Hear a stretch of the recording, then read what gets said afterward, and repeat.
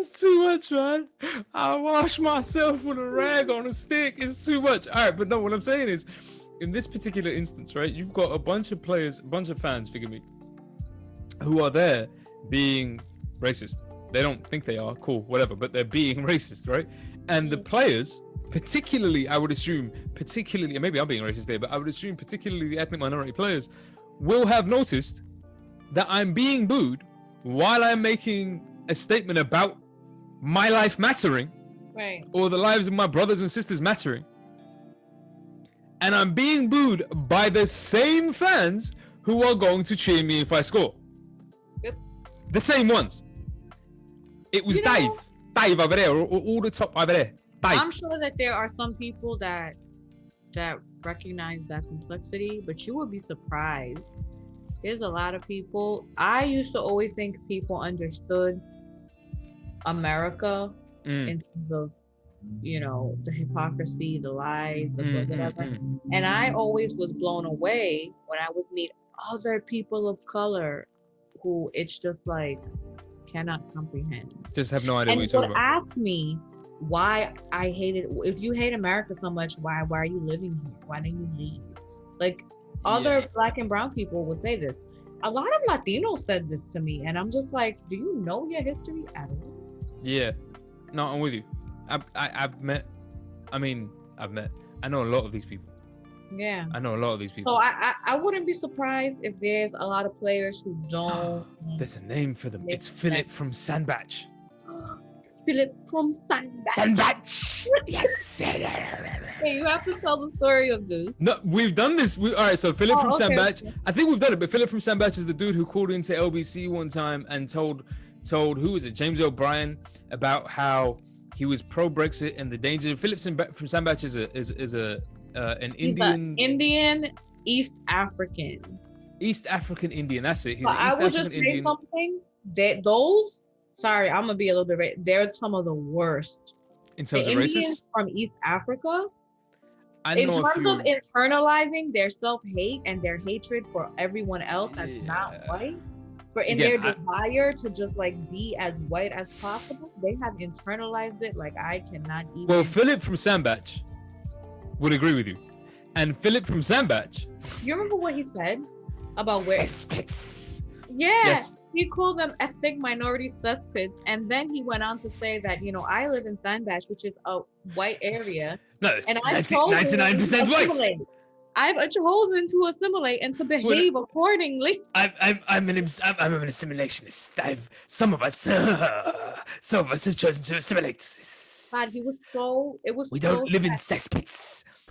Immigration is the greatest threat that's faced us. Yes. Since the Second World War. It is, mass immigration. Absolutely. Mass immigration leads to third world ghettos. It does, yes. And that's creating the enemy within. Right, you are. That's why. Yes. That's why we voted to leave. It is, yes. It was a clear ghettos and the enemy within.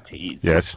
So my neighbourhood, fortunately, hasn't yet been affected. No. But around the southeast, yes, what you have essentially are cesspits. Cesspits. And he also was contorting his mouth in ways. So bad. The accent that he was trying to put on. Oh my God. If you find his videos, somebody find his video because he ran for UKIP at some point. So if y'all find his videos online somewhere, he's on YouTube, and you can see his mouth never stops doing this. That's like, you know what that is? That's like the equivalent of Latinos for Trump. You gonna support yourself? Yes. Is that what you're gonna do? Yes. Yes. You know who he reminds me of? There was a guy that I worked with. This guy named Julio Paz. When I worked this is when I was in college. I worked at a shelter. Julio Paz was Central American and hated with a passion undocumented immigrants. I mean, the things he would say, I would just be like, whoa. Come to find out, he's an undocumented immigrant. Family who lives in his home with him were undocumented. And I was just like, really? Okay. No, but virulently hated undocumented immigrants because they're breaking the laws. Why didn't they just come here like I did legally? Which I'm pretty sure I'm pretty sure his family did not. He did not come here legally. I'm pretty sure. Can we just get this just to say this, and we'll come back to the issue of France fan and these fans and racism and so on and so forth. But can we just get this said once and for? I know you know this already. I'm not teaching you anything, but just to say this once and for all and have this out there on the airwaves in case anybody had missed it. It is not illegal to seek asylum. Mm-hmm. It is an internationally granted human right. Yep. It is not illegal to seek asylum. That's what that means. And let's be clear, the people who are coming from Latin America are seeking asylum. They're seeking asylum because the United States completely destabilized their economies and their countries socially, politically, economically, and every way, and created a situation where violence went through the roof, where gang activity went through the roof because there are no jobs left because you destabilized them. So now all these people are coming here literally trying to save their lives and their children's lives because of what the United States did in Latin America and has done. And it's not new. It's something that's been ongoing for a very long time. Because when somebody's shooting at your house, you know where the safest place to stand is? Behind the person doing the shooting. Mm-hmm. When someone's shooting at your house, safest place to stand, either next to him or right behind him. That's the safest place to be. So if you're gonna be shooting at where I come from, guess where I'm coming? Where you are. Yep. That's you can't hit me while I'm here. You're gonna have to blow yourself up in the process. All right, so look, I kind of wanted to ask you about who you hold responsible in that case. So in the case of these fans screaming all of this racism, God knows whatever else, and spewing all of this BS, anti-Black Lives Matter gibberish, in that particular case, where you got an anti-racist manager, anti-racist epithets everywhere in the game, anti-racist campaigns being run, and an anti-racist protest going on before the game starts, and then a bunch of fans who boo just that before cheering everything else. Who you hold? I'm just curious about your opinion. Who are you holding responsible here? Is that a reflection of a structural problem or an institutional problem? Or is that just a bunch of fans being racist? Are you talking about the reaction of the fans? Yeah. That's a problem with the fans, and that's a result of the society that exists. I mean, why are those fans racist? It is structural, absolutely. Why are those fans racist? Why is it that they would boo that? Explain it to me. Look at the history. I mean, it's all connected to a history of colonialism, which is what gave rise to, I think a lot of the notions around races, right, and people. And I don't know. I think like it's all of that.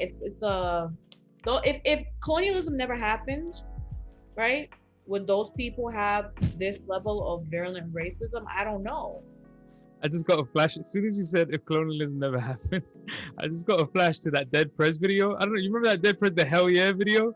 Right at the very, very end of the video, he wakes up on a sandy beach surrounded by beautiful women, right? Oh. And then they're like, yo, what is wrong, my king? And he tells them, I just had this horrible dream. I grew up in a foreign land surrounded by people who hate me with jobs. There were no jobs. Everything was crappy. And he's like, it's all right, my king. You're here now. I'm like, oh, yeah, you know what? If that never happened, all right, man, we still good. Xalaat yooyu noonu fii lañ nekk mbaa yëpp mu ngi réglé. Hell yeah. No, I'm with you. So for you, it's if it was somewhere between the two. Like, I don't want to put words in your mouth, but you're saying it's not just structural. They're responsible too. Look, in the case of the fans booing, yeah, that's okay. If you're looking at the football league or whatever, like the fans booing, what is the football league really gonna do to stop that? You can't stop morons, right? Unfortunately, you can stop them coming to the game. You can stop them from, but how are you gonna know who's gonna boo? They're on camera. No, I know, but I'm saying before, they get into the stadium. I see what you mean. Before they come to the stadium, you don't know. You can't be like, oh, you're gonna boo or not. You know what I mean? True. Although sometimes you can kind of tell, but for the most part, you don't know, right? So there's nothing. They can't stop them from coming into the stadium. Facts. So really, what are they gonna do? It's a larger structural issue in terms of the UK, in terms of white. In terms of the societies that we live in terms of the Western world, and it is connected to things like, in the case of the United Kingdom, it would be colonialism and slavery, because the UK had Caribbean islands where slavery happened. And in the case of the US, it's slavery, right? Um, but yeah, so there is like the structural aspect to it. You can't ignore it. It's not like human beings are not, nothing we do is like happening in a vacuum. Yeah, there you go, happening in a vacuum. It's not separate from the society that we live in. Everything about us is influenced by our surroundings. And influences our surroundings. It's happening at the same time. Influences our surroundings. Right. It's kind of all right. So I mean, I agree with you on everything you're saying. I'm only asking this because like I want to hear your thoughts on it. But like it raises the issue. It kind of brings us back to the issue I raised at the beginning. And I know you were saying it really boils down to the individuals and how they manage things. So let me personalize it. So we're not speaking on the black experience. We're not speaking on the brown experience. We're not speaking on whatever. Just personalize it because neither one of us are white, and we both have our own experiences with racism. So, Fanon in chapter 5, the fact of blackness, Fanon talks endlessly about how let me put it like this. He says his exact words. He says, in the white world, the man or woman of color encounters difficulties in the development of their bodily schema. Consciousness of the body is solely a negative activity or a negating activity. It's a third person consciousness, right? So what he's saying is that when you discover, you quote unquote discover your blackness, right? When you grow up in a white world, or your otherness, and I'll explain why I'm referring to otherness too in a second. But you grow up in a white world and you discover that you're not like them, and they make it clear that you're not like them. Then the discovery of yourself, the continuing developing sense of self, right? As you develop a sense of self, like I look like this, I am this person, I believe in these things, and so on and so forth. He's saying that you can't really ever do that without it being affected by the fact that you're looked at a certain way. You're seen a certain way. You end up seeing yourself through their eyes, even when you're trying to just see yourself. Yeah. So my question to you then is, and I'm talking about this personally, right? And Fanon, for anybody who doesn't know, and for anybody who's not familiar with Fanon, thank you for coming along in any case. But of course, Fanon is very, very explicit that this is not just something, and particularly in these chapters, this isn't something that's unique to melanin black people. He talks about Jews, he talks about Arabs. He's talking about all colonized subjects, or all colonized subjects. Or all people who have been othered, because in the case of Jewish people in Europe, they were othered, right? They were othered. Yeah. It's exactly that. So the question, and I'll relate this to a particular Jewish figure from Europe in a second, but the question I wanted to ask you then is, personally speaking, and if you don't want to talk about yourself, you don't have to, but personally speaking, do you feel like, or have you at any stage felt like there is a necessary degree of either self-harm, like damaging your sense of your racial background in order for you to adjust to what's otherwise considered like a white environment? Or is that just like like an old epithet, or is that something that only applies to people of a certain age back when colonialism was a much more potent issue?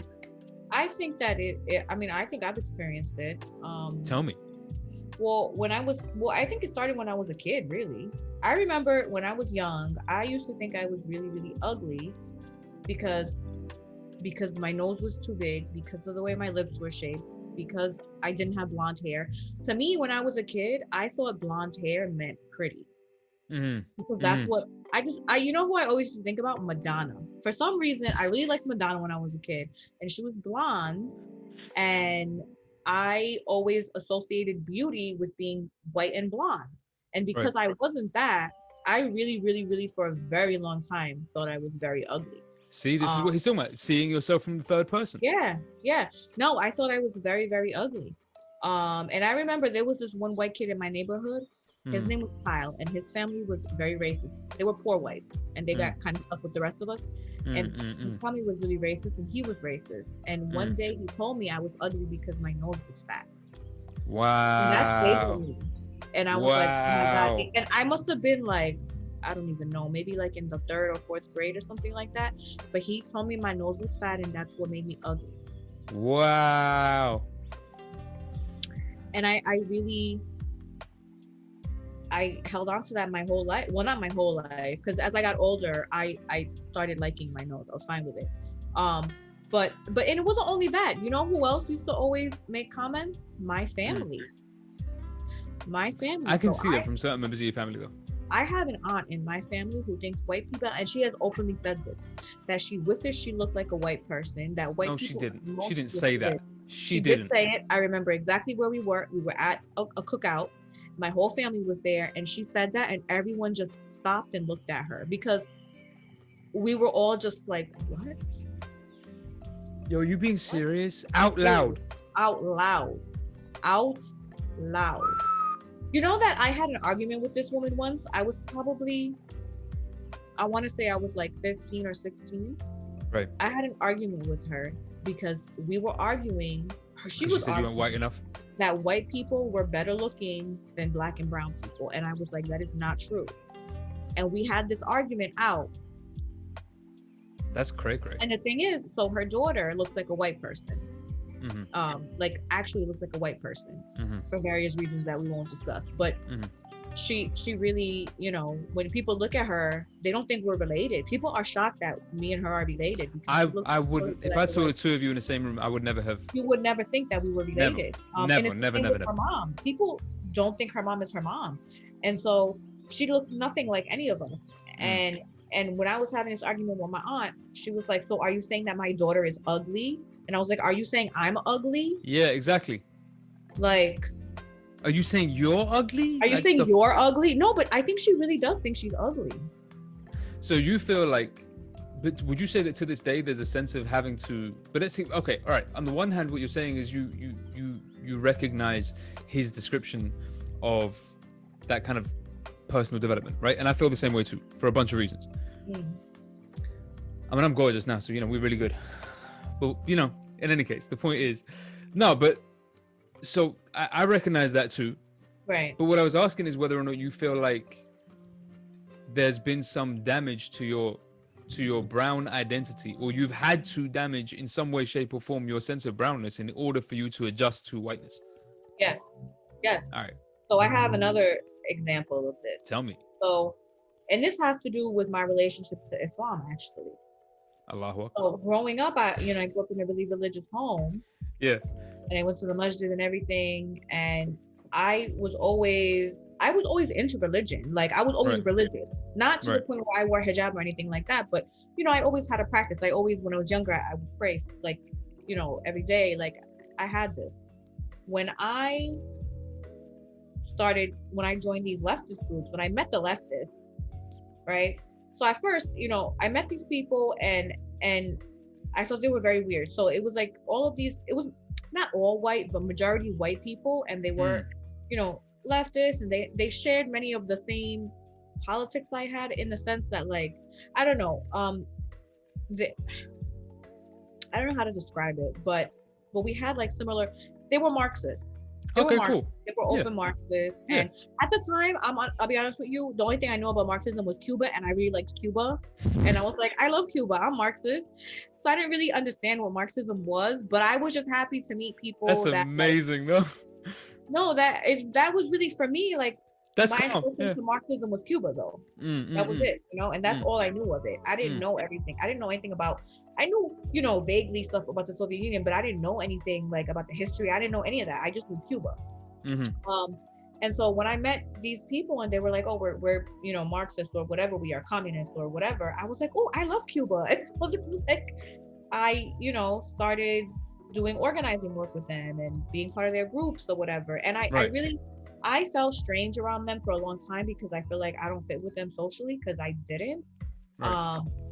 But as the more time I spent with them, I began to overlook that strangeness about them, and that they had, you know, looking back on it, they were racist in this really different kind of way. It wasn't the overt angry racism. It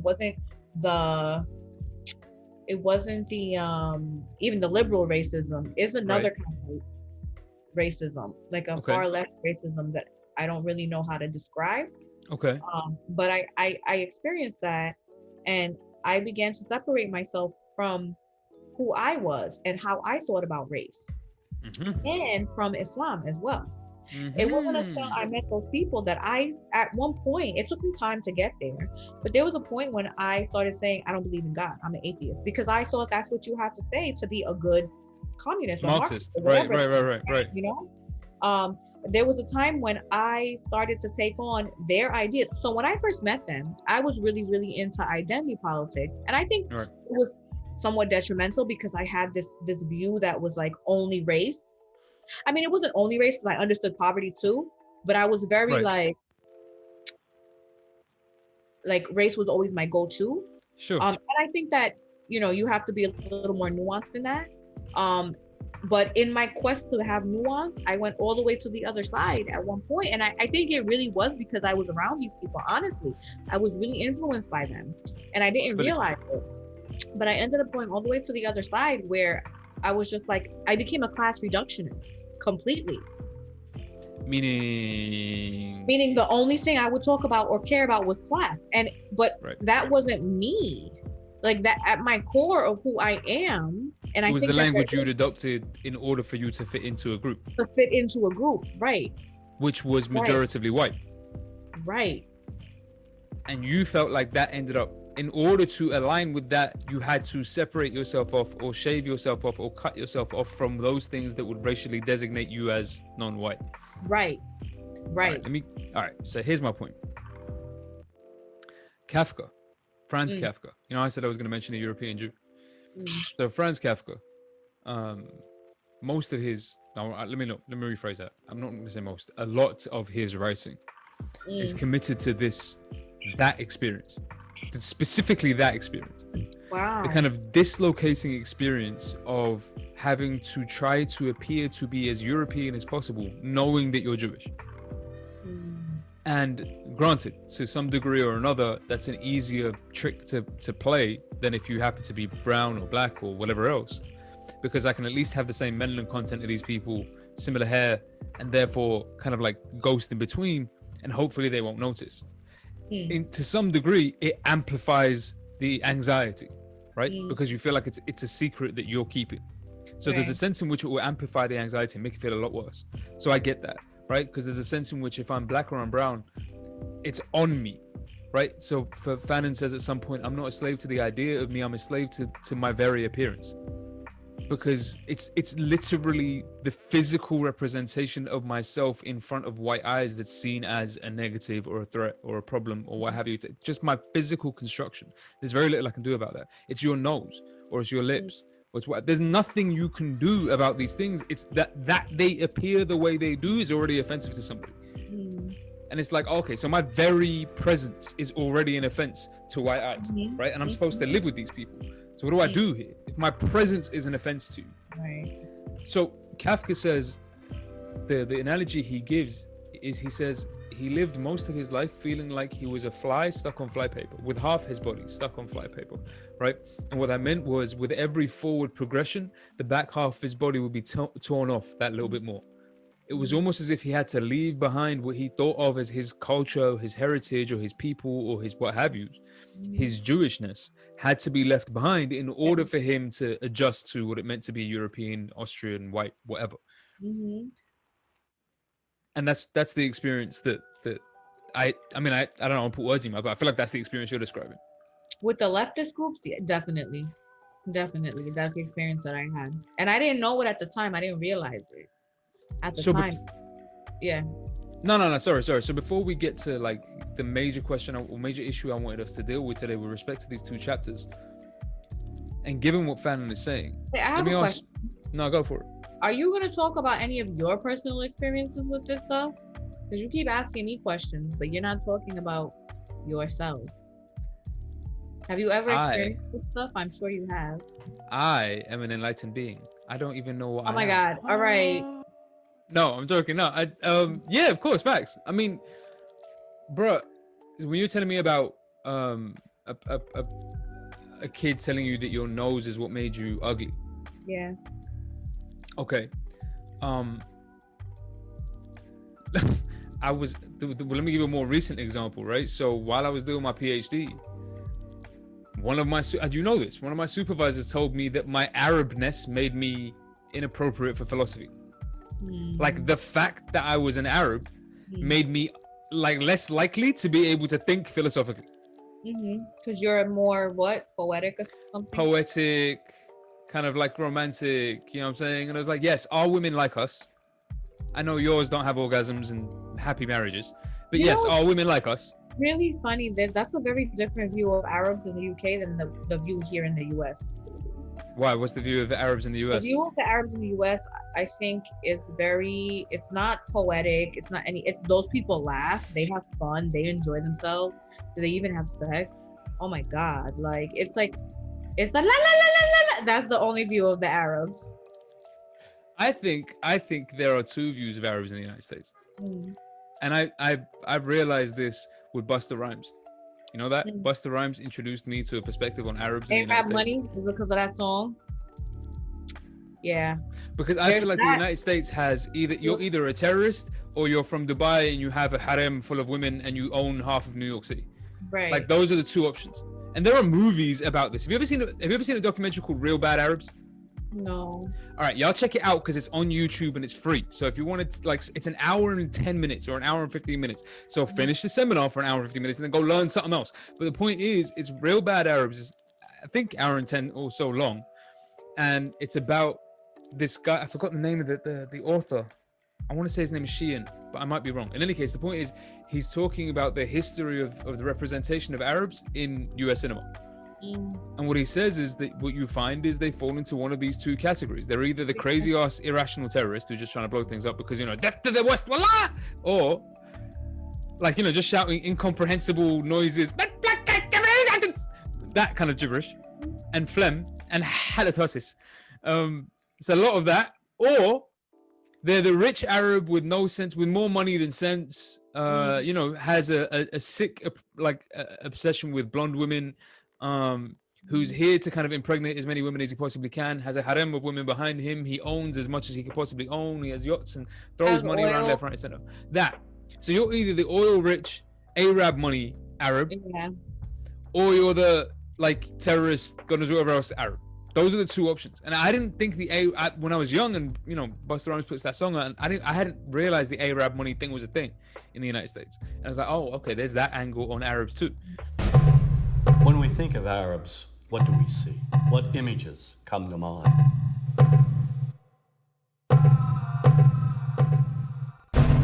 Arabs are the most maligned group in the history of Hollywood. They're portrayed basically as subhuman. Where's the mother?